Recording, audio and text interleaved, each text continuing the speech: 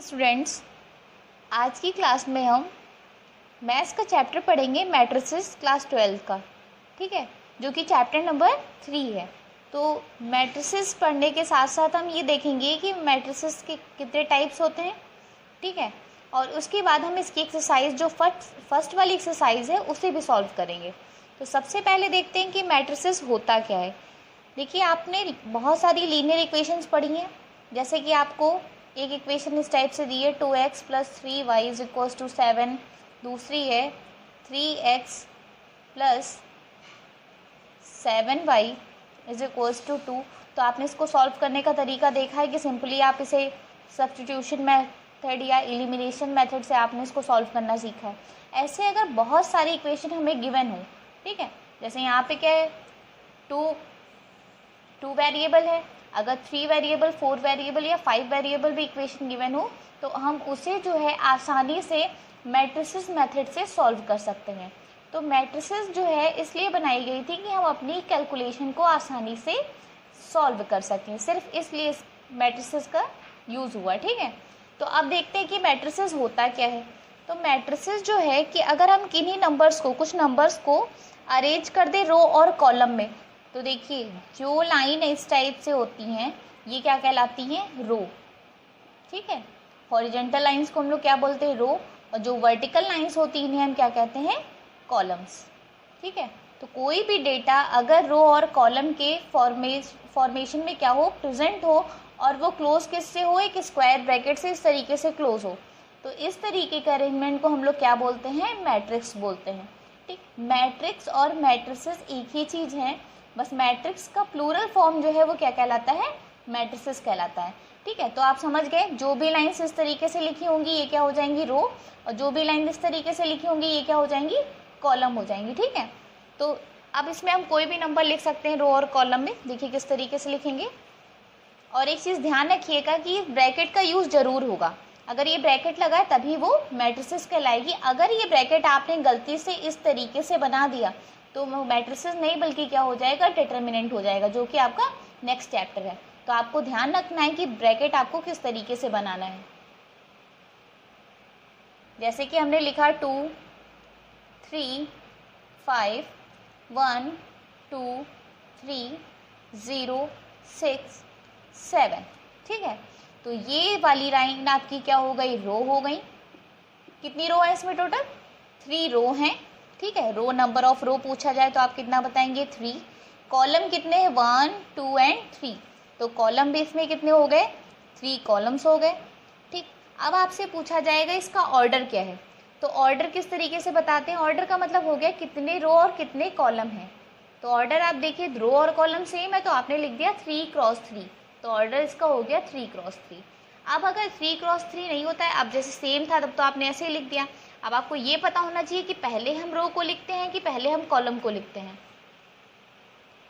3 × 3 लिखा हुआ है तो आपको ये बताना है कि ऑर्डर आप किस तरीके से लिखेंगे। तो ऑर्डर लिखने के लिए आपको क्या पता होना चाहिए, कितनी रो है। सबसे पहले क्या लिखते हैं, रो लिखते हैं इनटू कॉलम। तो चेक कर लीजिए कितनी रो और कितने कॉलम है। तो यहाँ पे रो भी 3 थी और कॉलम भी 3 थे, तो यहाँ पे 3 × 3 लिख दिया। अब हम इसको आपको एक चेंज करके बताते हैं, उसमें आप किस तरीके से ऑर्डर बताएंगे वो देखिए। जैसे कि मैट्रिसेस गिवन है आपको 2 3 4 0 1 7। ठीक है, ये मैट्रिसेस आपको गिवन है। अब आपसे पूछा जाए कि इसका ऑर्डर क्या है, तो आप ऑर्डर कैसे बताएंगे। सबसे पहले मैंने आपसे क्या कहा था, पहले रो लिखते हैं। तो रो कितनी हो गई, 1 2 3, तो 3 लिख दिया।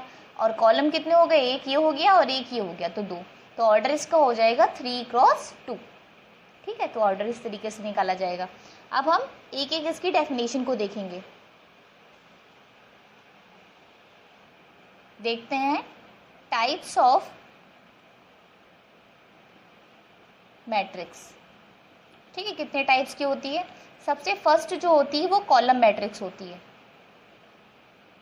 ठीक है, और कॉलम मैट्रिक्स का मतलब क्या हो गया, कोई भी एक ऐसी मैट्रिक्स हो जिसमें सिर्फ और सिर्फ एक कॉलम हो, वो आपकी क्या कहलाएगी, कॉलम मैट्रिक्स कहलाएगी। जैसे कि यहाँ पे लिखा है 2 3 और 7, इसमें सिर्फ और सिर्फ एक कॉलम है।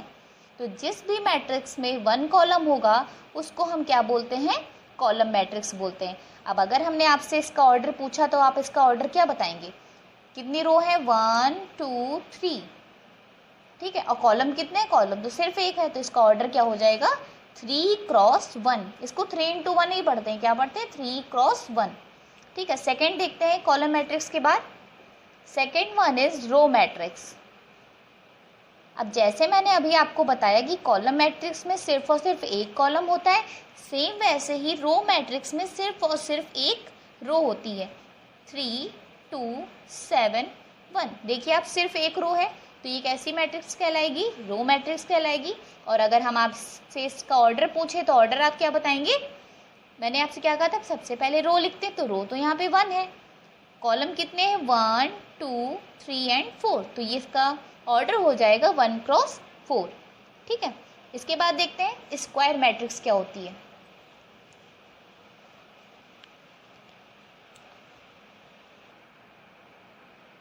स्क्वायर मैट्रिक्स, तो स्क्वायर मैट्रिक्स में ये होता है जिस भी मैट्रिक्स में नंबर ऑफ रो और नंबर ऑफ कॉलम क्या होते हैं? इक्वल होते हैं, तो वो मैट्रिक्स क्या कहलाती है? स्क्वायर मैट्रिक्स कहलाती है, ठीक है। तो आपको अभी हमने बताया था सबसे पहले एग्जांपल स्टार्टिंग में 3 क्रॉस 3 का, या 2 क्रॉस 2 का भी लिख सकते हैं, 2 1 0 1, ठीक है। तो ये कैसी मैट्रिक्स हो जाएगी?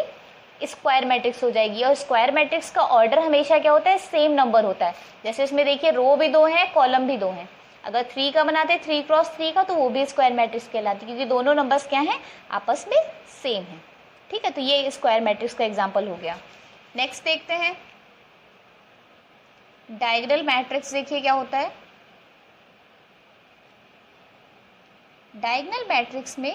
ऑर्डर जो है, हाँ एक चीज़ ध्यान रखिएगा, डायगोनल मैट्रिक्स के लिए हमेशा मैट्रिक्स किस पोजीशन में होनी चाहिए? स्क्वायर मैट्रिक्स में होनी चाहिए। और उसके जो डायगोनल आपने पढ़ा है, डायगोनल क्या होता है? यही तो होता है डायगोनल, ठीक है। तो इस टाइप से जो डायगोनल के एलिमेंट होते हैं, इस ये वाली भी साइड डायगोनल ही हो जाएगी।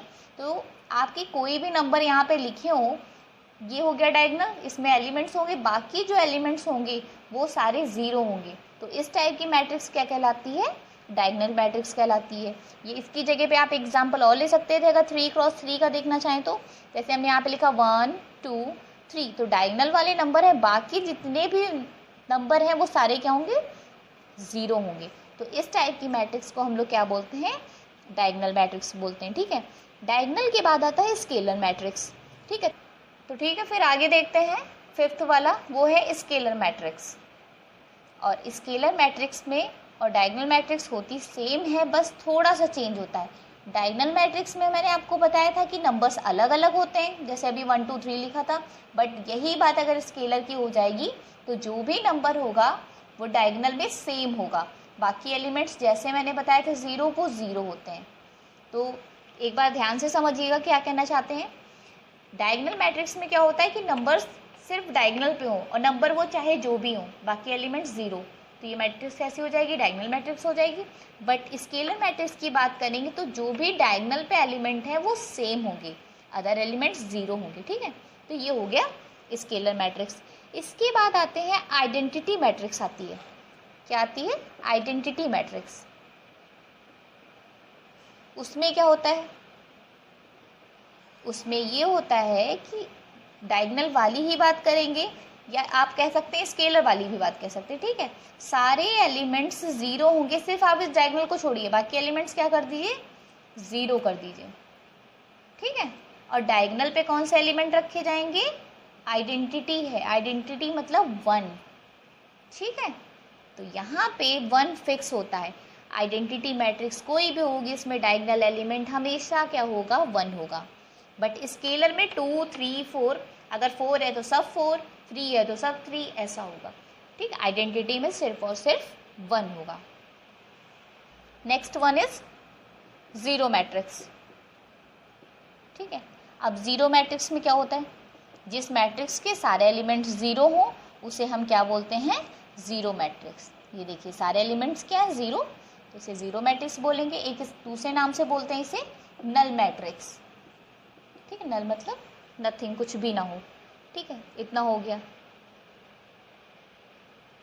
बाकी मैट्रिक्स में क्या होता है जैसे कि हम नॉर्मल एडिशन करते हैं उस तरीके से एडिशन भी मैट्रिसेस में पॉसिबल है, सब्सट्रैक्शन भी है और मल्टीप्लिकेशन भी। तीनों मेथड जो हैं वो हम मैट्रिसेस में यूज़ कर सकते हैं। बाकी हम क्वेश्चन करते जाएंगे और आपको जो भी टॉपिक आएंगे वो समझाते जाएंगे। तो सबसे पहले स्टार्ट करते हैं एक्सरसाइज 3.1।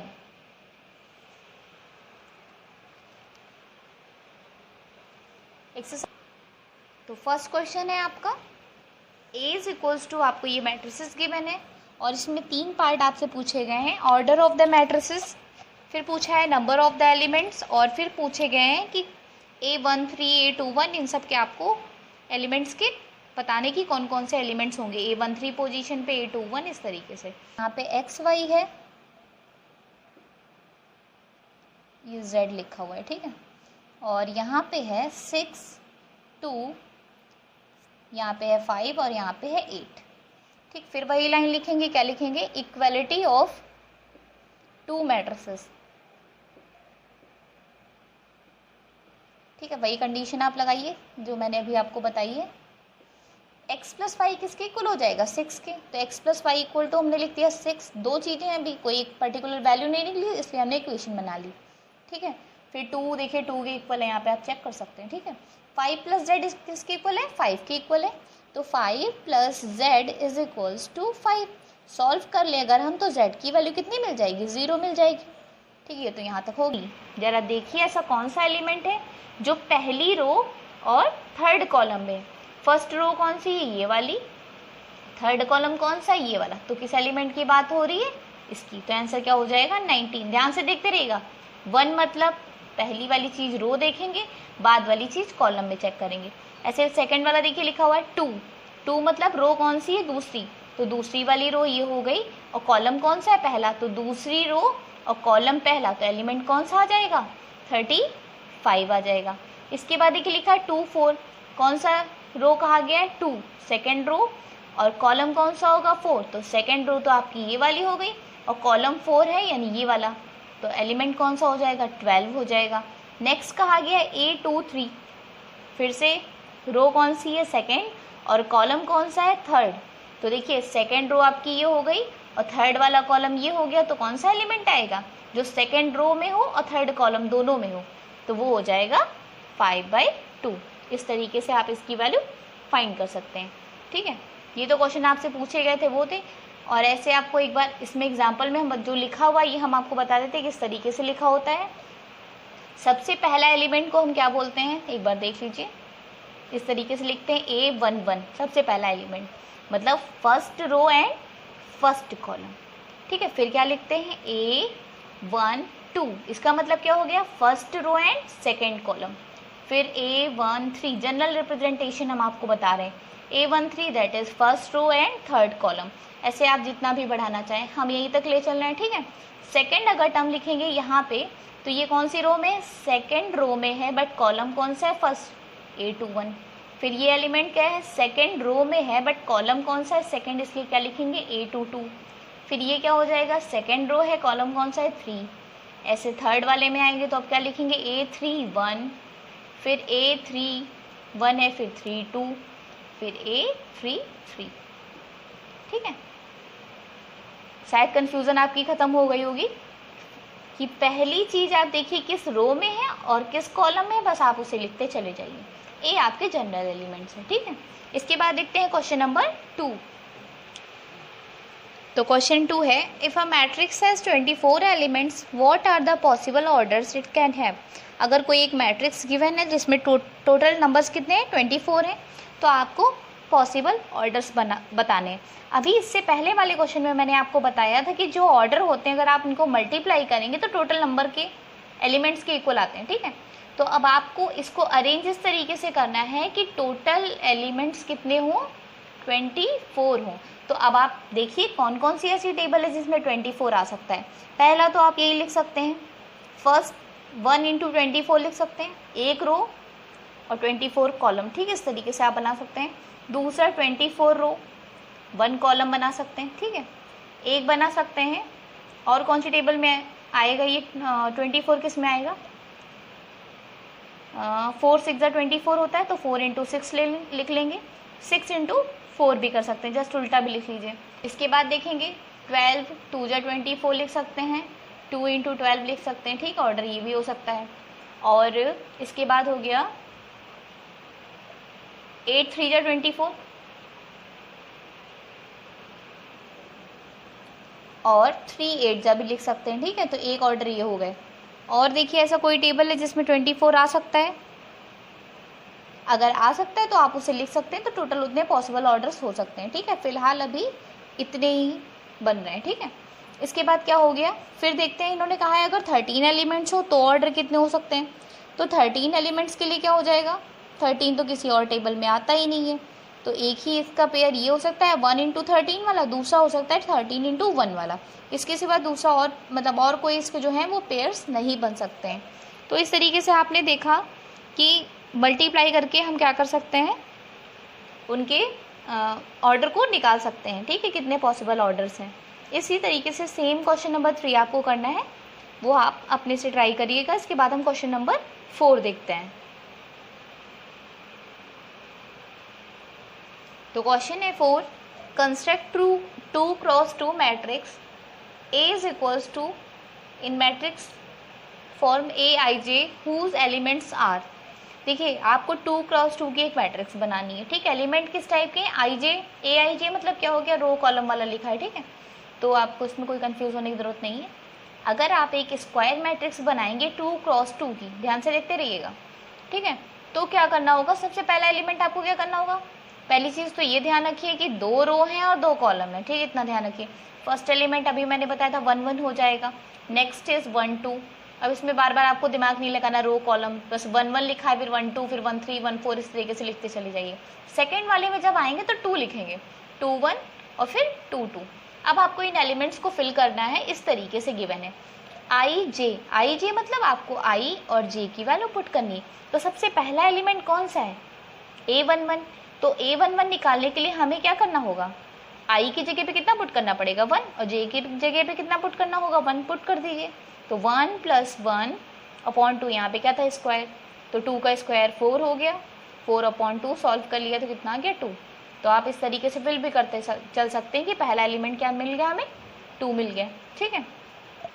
सेकेंड वाला निकालेंगे तो क्या हो जाएगा 1 2, 1 आई में 1 डालना है और जे की जगह पे 2 डालना है, तो 1 और जे की जगह पे 2 डाल दिया, स्क्वायर था तो स्क्वायर लगा दिया, अपॉन 2 कर दिया।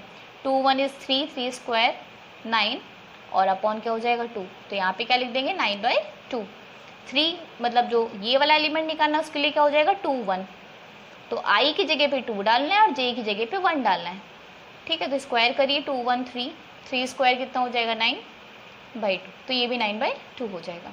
लास्ट क्या निकालना है हमें, A22 निकालना है, ठीक है। तो A22 देखिए किस तरीके से निकालेंगे, ऊपर वाला हटा दे रहे हैं,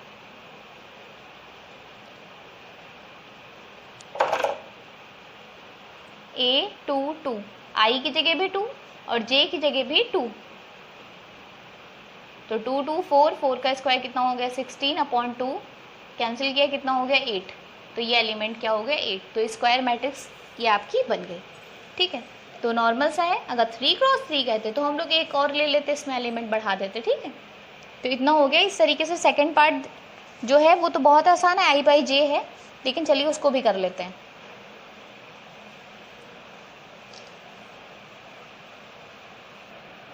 Aij is equals to I/J, ठीक, फिर 2 × 2 ही बनाना है आपको। तो फिर से देखिए A11 निकालने के लिए 1 1 डालेंगे तो 1/1 इज 1, तो पहला एलिमेंट हो जाएगा यहाँ पे 1। सेकंड है A12, तो यहाँ पे क्या करेंगे आई की जगह पे 1 डालेंगे, जे की जगह पे 2, दैट इज हाफ। फिर क्या लिखना है A21, तो यहाँ पे आई की जगह पे 2 डालेंगे और फिर 1, 2/1 is 2, last one is 2 2, that is 2/2 is 1, ठीक। अब इसका थर्ड पार्ट आप खुद से कर सकते हैं। सिंपल सा आपको आई और जे की वैल्यू डालनी, पहला टर्म आई है, दूसरा टर्म जे है, आप वैल्यूज पुट करिए जो भी आपको कंडीशन गिवन है और सॉल्व कर लीजिए और उसकी जगह पे वैल्यू लिख दीजिए, वो आपका आंसर हो जाएगा, ठीक है। इसको आप ऐसे लिख सकते हैं, यही मैट्रिसेस बनेगी, ठीक है। ये आपका आंसर हो गया। इसके बाद देखते हैं क्वेश्चन नंबर 5। अब हमें इसमें क्या करना, सेम वैसे ही है, बस ऑर्डर चेंज है। यहाँ पे ऑर्डर क्या है 3x4 की, वैसे ही कंडीशन गिवन है आपको वैसे ही बनाना। तो मैट्रिक्स हम लेट कर लेते हैं 3x4 की किस तरीके से बनेगी। क्या कहा गया है 3 मतलब रो कितनी है 3 है, कॉलम कितने हैं 4 हैं। ठीक है, ध्यान से देखिएगा। पहले के लिए क्या लिखेंगे 1 1, फिर 1 2, फिर 1 3 और फिर 1 4। 4 लिखा है कॉलम, देखिए 1 2 3 4 और रो 3 लेनी वो अगले देखते हैं। ठीक है, सेकेंड रो के लिए 2 1 2 2 2 3 2 4। थर्ड के लिए 3 1 3 2 3 3 और यहाँ पे क्या हो जाएगा 3 4। ऑर्डर फिर से चेक कर लीजिए एक बार। 3 रो हैं, 4 कॉलम है और 3x4 का है। अब आपको इतने एलिमेंट्स फाइंड करने इस फॉर्मूले की हेल्प से फाइंड कर लेंगे और आप पुट कर देंगे, वो आपका आंसर हो जाएगा। चलिए स्टार्ट करते हैं फाइंड करना। ठीक है, सबसे पहला इस फॉर्मूले में वैल्यू डालना स्टार्ट करते हैं पहले एलिमेंट की निकालने के लिए। A11 किस तरीके से निकलेगा, हाफ मॉड साइन लगा हुआ है, ध्यान रखिएगा मॉड है, -3 i की जगह पे 1 रखेंगे प्लस j की जगह पे 1 रखेंगे तो 1/2 -3 + 1 कितना हो जाएगा -3 एंड +1 इज -2। मॉड साइन है अपॉन 2 है, मॉड से कोई भी वैल्यू निकलती है हमेशा कैसी होती है पॉजिटिव, तो ये क्या हो जाएगा +2/2। सॉल्व किया कितना हो गया 1, तो फर्स्ट वाले में आंसर क्या लिख देंगे 1 लिख देंगे। सेकंड निकालते हैं इसी तरीके से।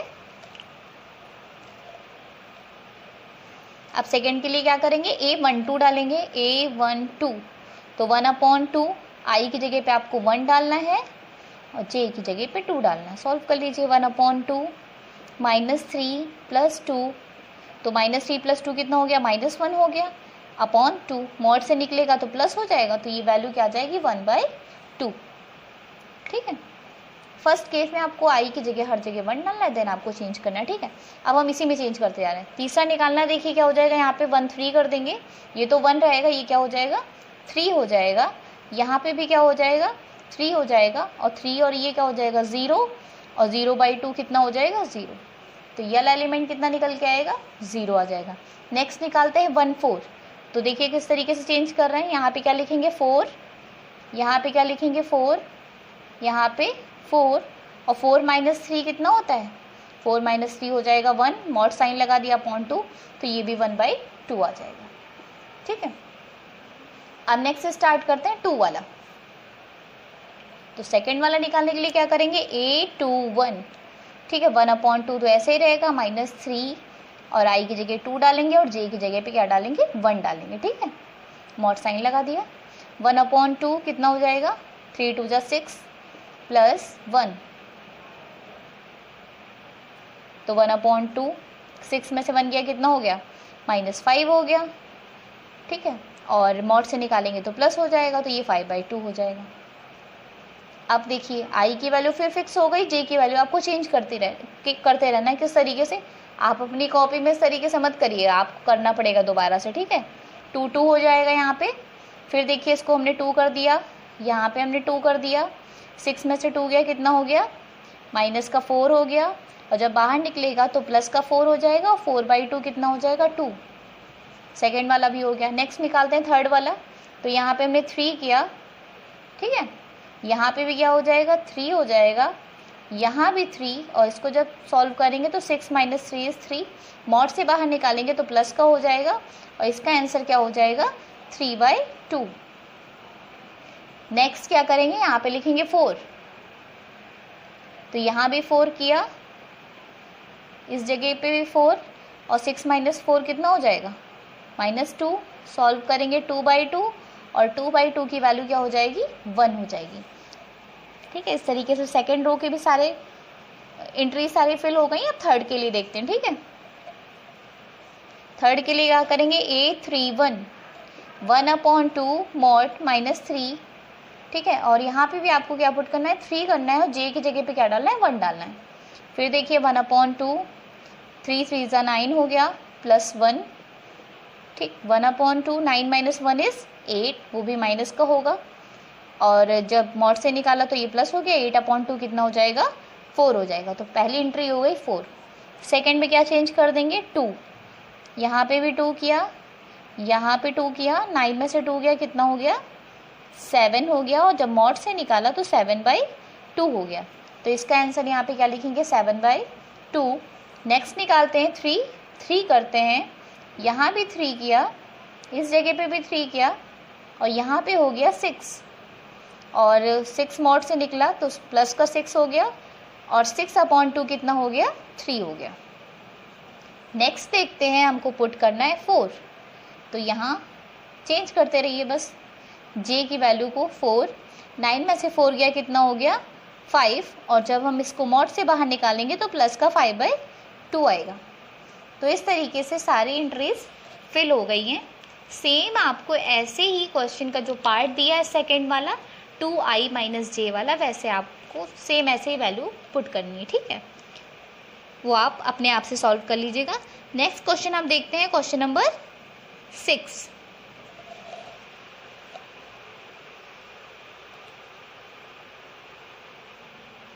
क्वेश्चन 6 है, find the value of XYZ। ठीक है, 3 पार्ट आपको गिवन है और आपको XYZ की वैल्यू फाइंड करनी है। तो सबसे पहली चीज़ ध्यान रखिएगा, जैसे इक्वल होता है, जैसे लिखा है 5 = 5, इसका इक्वल का साइन क्या, दोनों साइड की वैल्यू सेम है। ठीक है, तो यहाँ पे साइन इक्वल का लगा, इसका मतलब इधर की मैट्रिक्स जो है इधर की मैट्रिक्स के इक्वल है। तो हम यहाँ पे क्या लिखेंगे, आंसर में लिखेंगे बाय इक्वालिटी ऑफ मैट्रिसेस।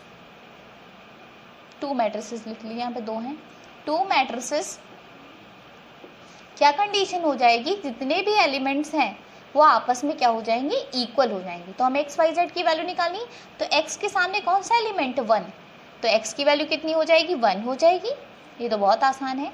फिर देखिए जरा, आपको y की वैल्यू फाइंड करनी, y यहाँ पहला एलिमेंट है, यहाँ का पहला एलिमेंट क्या है, 4, तो y = कितना हो जाएगा, 4 हो जाएगा। और इसके बाद z यहाँ का लास्ट, इधर का ये z, यानी कितना हो जाएगा, 3। ये तो बहुत आसान सा क्वेश्चन था, कंपेयर करके नॉर्मल सा आपको वैल्यूज लिखनी थी, लेकिन इसका सेकंड वाला थोड़ा सा चेंज है तो हम उसको सॉल्व करेंगे। इसको कर लीजिए, फिर सेकंड देखते हैं।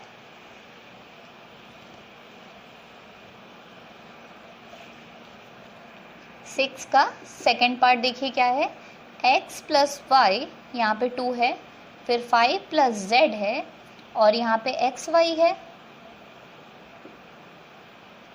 ये z लिखा हुआ है, ठीक है। और यहाँ पे है 6, 2, यहाँ पे है 5, और यहाँ पे है 8। ठीक, फिर वही लाइन लिखेंगे, क्या लिखेंगे, इक्वालिटी ऑफ 2 मैट्रिसेस। ठीक है, वही कंडीशन आप लगाइए जो मैंने अभी आपको बताई है। x + y किसके इक्वल हो जाएगा, 6 के, तो x + y = हमने लिख दिया 6। 2 चीज़ें हैं, अभी कोई एक पर्टिकुलर वैल्यू नहीं निकली, इसलिए हमने इक्वेशन बना ली। ठीक है, फिर 2 देखिए, 2 के इक्वल है, यहाँ पे आप चेक कर सकते हैं। ठीक है, 5 + z किसके इक्वल है, 5 के इक्वल है, तो 5 + z = 5। सॉल्व कर ले अगर हम, तो z की वैल्यू कितनी मिल जाएगी, 0 मिल जाएगी। ठीक है, तो यहाँ तक हो गया। फिर x y की वैल्यू कितनी गिवन है, 8 गिवन है। x और y की वैल्यू कितनी गिवन है, 8 गिवन है। इसको इक्वेशन नंबर 2 बना लिया। अब हमें इन दोनों को सॉल्व करना है। ठीक, सॉल्व करके हम वैल्यू फाइंड कर लेंगे। तो क्या करें हम, 2 तरीके हैं। आप सिंपली यहाँ से पहले फर्स्ट से क्या करिए, x की वैल्यू निकालिए। तो x = हो जाएगा 6 - y, और पुट कर दीजिए इसे किसमें, 2 में, पुट इन इक्वेशन नंबर 2। तो इक्वेशन नंबर 2 है, x की जगह पे लिखिए 6 - y, फिर लिखिए y, और ये 8, तो हो जाएगा 6y - y² = 8। अब हम क्या करेंगे, क्वाड्रेटिक इक्वेशन बन गई है और हम इसको सॉल्व करेंगे। ठीक है, तो क्वाड्रेटिक के रूट जैसे फाइंड करते हैं, इसको उस तरीके से सॉल्व करना है। तो पहले आप इतना कर लीजिए, फिर आगे बताते हैं।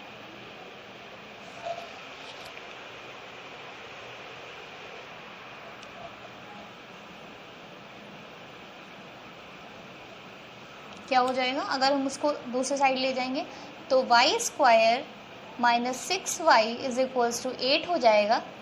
ठीक है, सॉरी +8 होगा, क्योंकि हम इसको क्या कर रहे हैं, उस साइड ले जा रहे हैं, तो उधर प्लस में तो है ही है, = 0 हो जाएगा। ठीक है, फैक्टर करना स्टार्ट करिए। 8 को हम ऐसा क्या लिखेंगे, जोड़ने घटाने पे 6 आए, तो 4 × 2 = 8 हो जाएगा।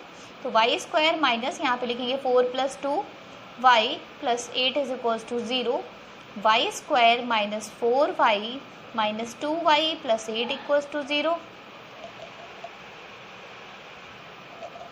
कॉमन ले लीजिए, तो y कॉमन लिया तो y - 4 आया, और यहाँ पे -2 कॉमन लेंगे तो y-4 आएगा इक्वल्स टू 0। फैक्टर तो आपको करने आते होंगे, y-2 y-4 इक्वल्स टू 0। ठीक है, तो y-2 इज इक्वल्स टू 0, तो y की वैल्यू कितनी आ जाएगी 2। और जब यहाँ सॉल्व करेंगे y-4 इक्वल्स टू 0 तो y की वैल्यू आ जाएगी 4। तो 2 वैल्यूज़ आएंगी y की। ठीक है, तो 2 वैल्यूज़ आई। आप सेकेंड इक्वेशन यहाँ जो हमने थी x इज इक्वल्स टू 6 था, इसमें y की दोनों वैल्यूज़ पुट करके x की भी 2 वैल्यूज़ फाइंड करेंगे। ठीक है, तो देखिए किस तरीके से करना है। x is equals to 6 - 5। ठीक है, अब देखिए ध्यान से, पहले करेंगे put y is equals to 2। तो जब y is equals to 2 put करेंगे तो x की वैल्यू कितनी आ जाएगी, 6 - 2 इज 4। ठीक है, एक चीज़ ध्यान रखिएगा, जब y 2 रखा है तो x की वैल्यू मिली 4। नेक्स्ट क्या है, put y is equals to 4 then x is equals to कितना हो जाएगा, 2 हो जाएगा। ठीक है, और z क्या था, 0 है दोनों केस में। तो अब आपके पास x y z की दो वैल्यूज आएंगी। क्या आएगा, फर्स्ट केस में देखिए ध्यान से, x की वैल्यू जब 4 है किस तरीके से लिखेंगे, x की वैल्यू 4 है तो y की वैल्यू उस टाइम कितनी है 2, और z को आप 0 मेंशन कर सकते हैं इसमें। ठीक है, सेकेंड वाली वैल्यूज़ क्या हो जाएंगी, जब x की वैल्यू 2 है तो y की वैल्यू कितनी है 4 है, और z की वैल्यू क्या है 0। तो 2 सोल्यूशन आएंगे। ठीक है, इस तरीके से क्वाड्रेटिक होते हैं तो आपको पता ही है कि दो वैल्यूज़ आती हैं। ठीक है, इसलिए यहाँ पे 2 वैल्यूज़ आएंगी। इसके बाद देखते हैं इसका थर्ड पार्ट।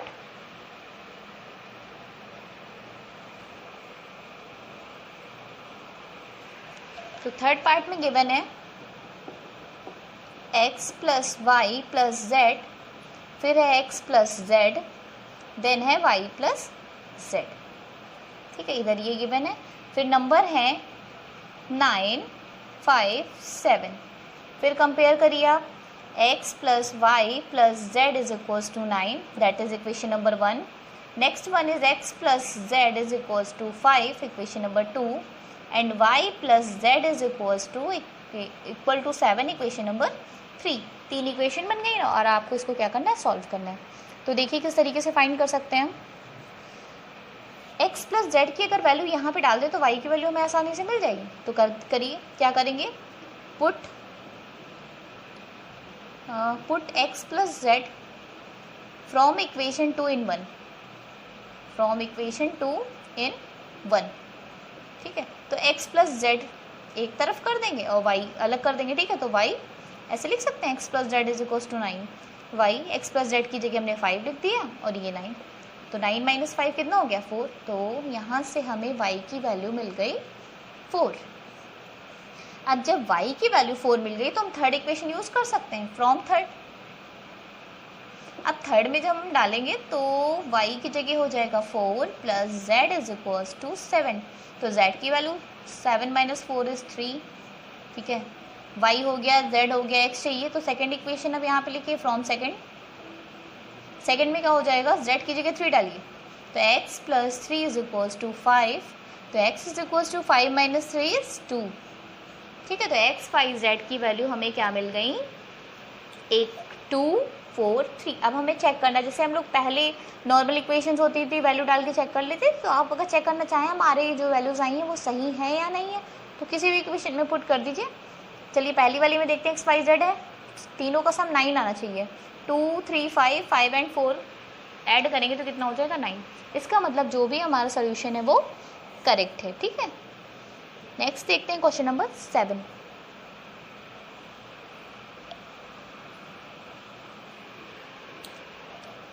क्वेश्चन नंबर 7 है, आपको a b c d की वैल्यू फाइंड करनी है। ठीक है, वैल्यू फाइंड करनी है। इक्वेशन क्या गिवन है, a minus b 2a minus b, और यहाँ पे है 2a प्लस सी और 3c प्लस डी, ये गिवन है। ठीक है, और यहाँ है -1 5, फिर है यहाँ पे 0 और 13। अभी जैसे मैंने आपको बताया सेम वैसे ही करना है, वही बाई इक्वलिटी वाली लाइन आप लिख लेंगे। फिर क्या लिखेंगे, a minus b is equals to कितना है, -1 है। फिर ये देखिए 2a प्लस सी कितना है, 5 है। 2a माइनस बी कितना है, 0 है। 3c प्लस डी कितना है, 13 है। पहला पहले के बराबर इस तरीके से इक्वल कर दीजिए, 4 इक्वेशन बन गई। ठीक है, अब 4 वैल्यूज़ फाइंड करनी थी, इक्वेशन भी हमें 4 ही चाहिए थी। अब देखिए किस तरीके से हम सॉल्व कर सकते हैं। ए भी एक में है इधर, सी और हाँ ए भी एक जैसा है, पहले आप इन्हें सॉल्व करके किसी एक की वैल्यू फाइंड करिए। तो देखिए 1 2 3 एंड 4। तो सबसे पहले हम लेते हैं कौन सी इक्वेशन, फर्स्ट एंड थर्ड, और इन दोनों को क्या कर देते हैं, सबट्रैक्ट कर देते हैं, फर्स्ट एंड थर्ड को। तो a minus b is equals to -1, elimination method से सॉल्व करें। ठीक है, फिर है 2a minus b is equals to 0। ठीक है, फिर क्या करना है, हमें इसको सबट्रैक्ट करना है। तो उसके लिए साइन क्या हो जाएंगे चेंज, माइनस है तो प्लस, प्लस है तो माइनस, यहाँ पे भी क्या करिए माइनस। ठीक है, अब क्या करेंगे हम, 0 के साथ वैसे कोई साइन तो लेते नहीं है। ठीक है, आप इसको ऐसे ही छोड़ सकते हैं, कोई दिक्कत नहीं। चलिए स्टार्ट करते हैं करना।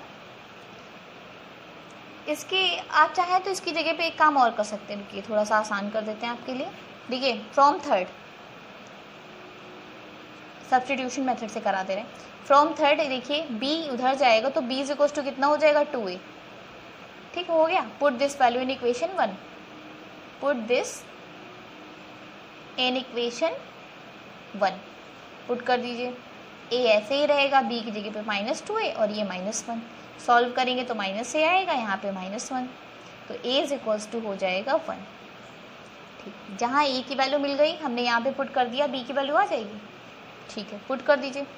तो क्या करेंगे, इसको बना लो equation number 5। From 5 b is equals to क्या है 2a, और a की जगह पे क्या लिखना है, 1 लिखना है, that is b is equals to 2 find कर लिया। a और b पता चल गया, जब a और b पता चल गया तब हम c और d की वैल्यू आसानी से फाइंड कर सकते हैं। इतना आप कर लीजिए, फिर हम बताएं।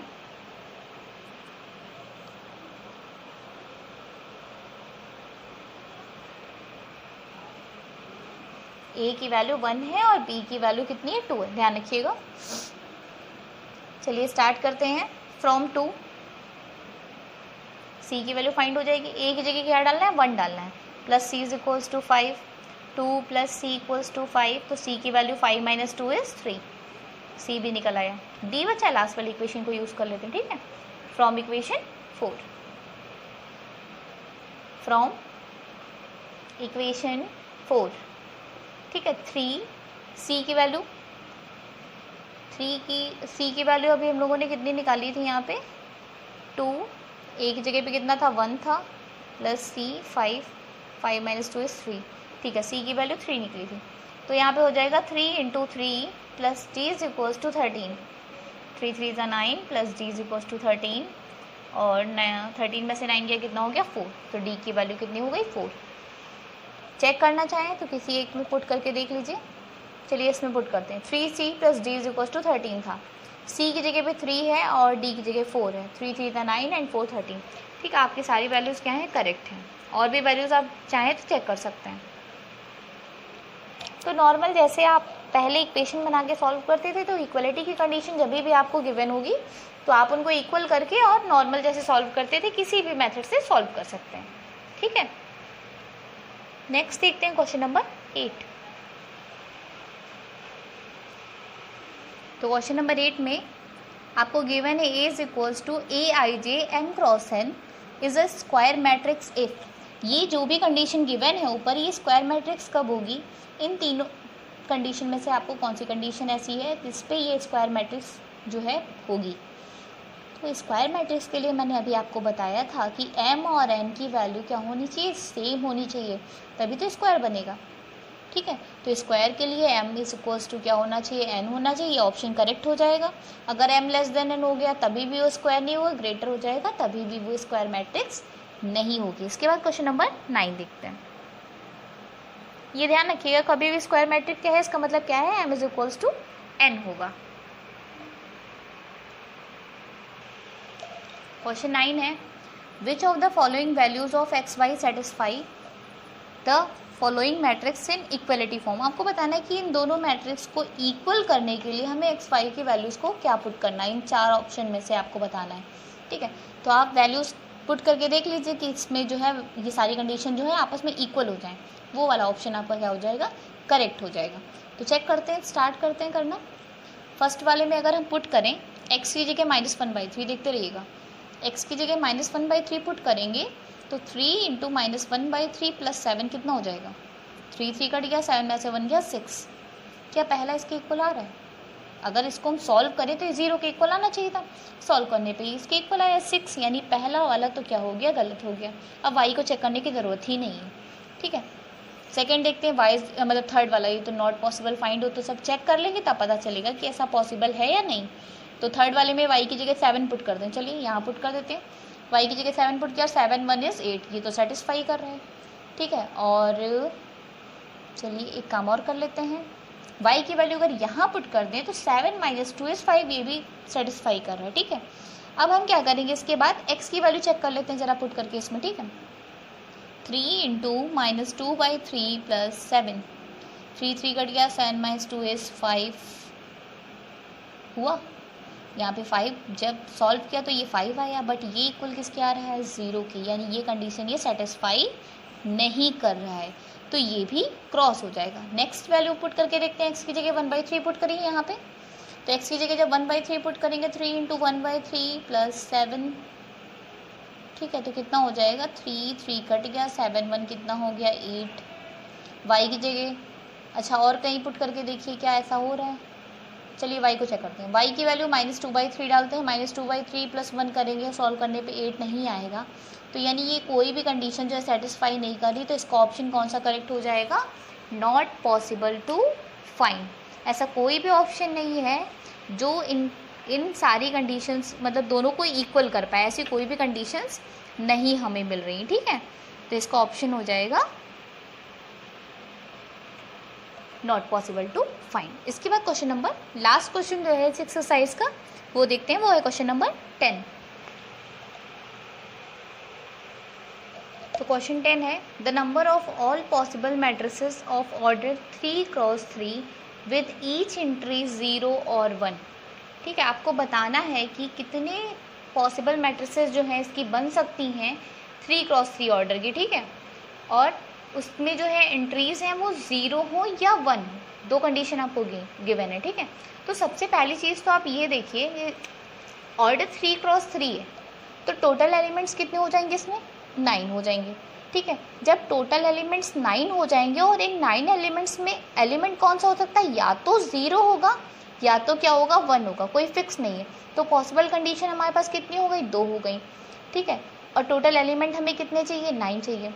तो इसमें क्या हो जाएगा, इसमें आप लिख सकते हैं इस तरीके से, एक मल्टीप्लिकेशन प्रिंसिपल होता है, उसके थ्रू जो है एलिमेंट्स जितने आते हैं, जैसे 9 एलिमेंट्स हैं तो 3x3 का बनेगी, तो यहाँ पे 9 की पावर क्या ले लेंगे, हम 3 ले लेंगे, और 9 की पावर 3 को जब सॉल्व करेंगे तो टोटल एलिमेंट हो जाएंगे 512। आप इसको इस तरीके से सॉल्व कर सकते हैं, ठीक है। तो इसका आंसर हो जाएगा 512।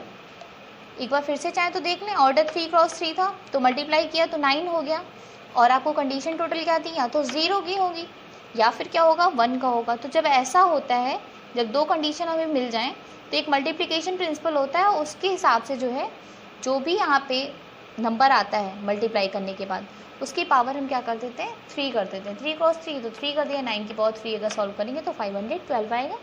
इसके बाद हम क्या करेंगे, नेक्स्ट एक्सरसाइज जो है हमारी 3.2, उसको हम नेक्स्ट क्लास में जो है सॉल्व करेंगे।